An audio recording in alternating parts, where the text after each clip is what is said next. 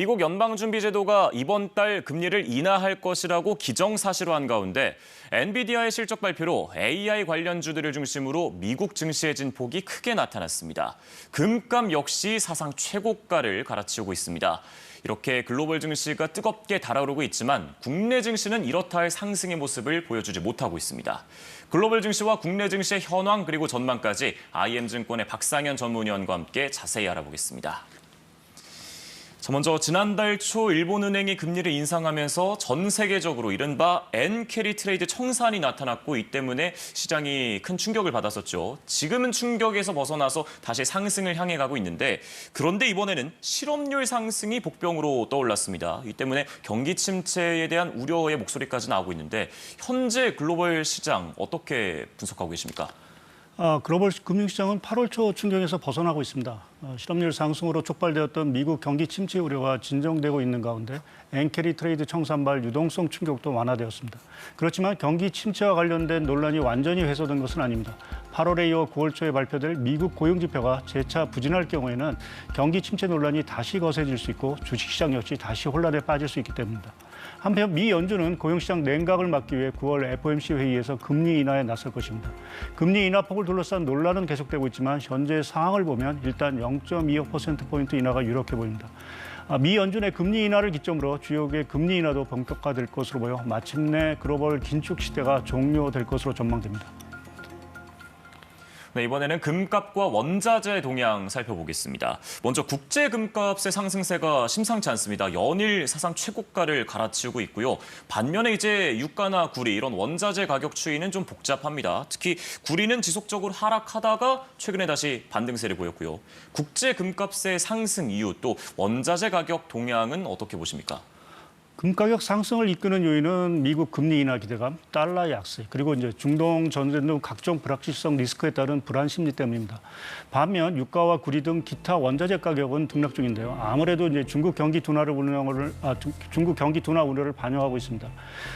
미국 경기 둔화는 물론 주요 원자재 수요국인 중국 경기가 예상보다 크게 부진하기 때문입니다. 중국 경기는 각종 부양 정치에도 불구하고 경기 회복세가 미약합니다.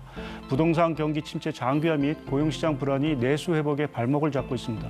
올해 중국 정부가 목표한 5% 성장률 달성이 쉽지 않아 보입니다. 금가격 전망과 관련돼서 급등 부담에도 불구하고 미 연준의 금리 인하 사이클의 심리모 상승 기조는 당분간 이어지겠지만 기타 원자재 가격의 경우 불안한 중국 경기 회복 흐름 때문에 당분간 박스권 흐름이 예상이 되고 있습니다.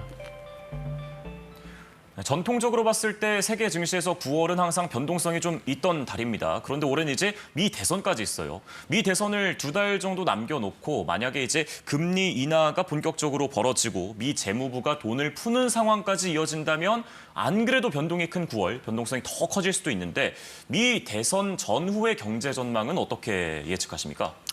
미 대선과 관련된 불확실성이 미국 등 글로벌 경기에 당장 악영향을 미치지는 않을 거로 보입니다. 오히려 최근 불거지고 있는 AI 성장성 여부가 글로벌 경기 흐름을 가늠하는 중요한 열쇠가 될 것으로 보고 있습니다. 다만 전 세계적으로 정치가 경제를 좌우하는 폴리코노미 현상이 확산되고 있어 미 대선 이후 예상치 못한 정책 전환에 따른 경기 불황 요인은 경계해야 합니다. 특히 미 대선에서 어떤 후보가 당선되더라도 더욱 강화될 미국 우선주의 및 예외주의 정책 기조는 글로벌 경제에 커다란 위험 요인이라고 할 수 있습니다. 그리고 미 대선 이후 AI 등 신산업 성장 사이클의 지속 여부도 경기 측면에서 주목해야 될 중요 변수입니다. 네, 마지막으로 국내 증시 짚어보겠습니다. 이 미 증시나 글로벌 증시가 보여줬던 상승 또 이런 역동성에 비해서 국내 증시는 박스권에 갇혀있는 모습을 계속 좀 보였습니다. 아직도 정부의 밸류업 프로그램의 가시적 성과도 좀 불투명한 상황이고요. 이 국내 증시가 박스권을 돌파할 가능성 또 미국으로 이탈한 개미 투자자들을 유인할 호재가 있을까요? 애석하게 국내 증시가 글로벌 증시 흐름을 따라가지 못하는 답답한 흐름은 당분간 이어질 것으로 보입니다. 반도체, 자동차 등 일부 업종 중심의 불균형적 수출 경기 회복세, 내수 경기 부진 심화, 그리고 차이나 리스크 장기화 등 여러 가지 악재가 있고요. 미국 주도의 공급망 재편 과정에서 국내 수혜가 상대적으로 제한적이라는 점도 국내 증시의 박스권 탈출을 여전히 어렵게 할 것입니다. 그리고 개인 투자자들의 국내 증시 이탈 현상 심화 역시 국내 증시에는 부정적인 영향을 미칠 수밖에 없습니다. 네, 9월의 첫 거래일 국내 증시와 글로벌 증시 전망까지 알아봤습니다. 월드 이슈 박상현 전문위원과 함께했습니다. 잘 들었습니다. 감사합니다.